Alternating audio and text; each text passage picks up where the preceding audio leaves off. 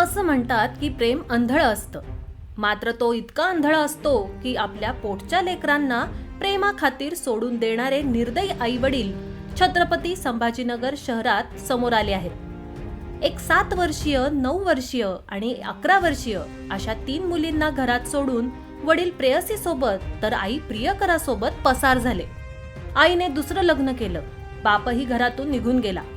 धक्कादायक बाब म्हणजे या घटनेला 3 महिने उलटले असून दोघांपैकी एकही जण घरी न परतल्याने मुलं उघड्यावर आली आहेत। सुरुवातीला 3 महिने शेजाऱ्यांकडून या मुलांचं पालन पोषण करण्यात आलं, मात्र आई वडील काही परतलेच नसल्याचं प्रकरण आता थेट पोलिसात पोहोचलं आहे। संभाजीनगर शहरात धक्कादायक प्रकार समोर आलाय।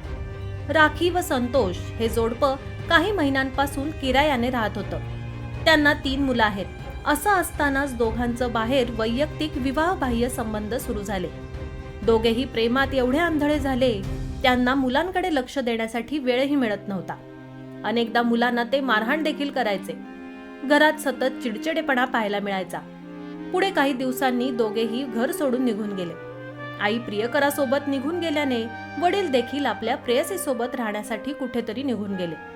आई वडील घरी येत नसल्याने मुलांना त्यांची चिंता लागली, पण 3 महिने झाले अजूनही आई वडिलांनी आपल्या मुलांकडे एकदाही येऊन त्यांची विचारपूस केली नाही।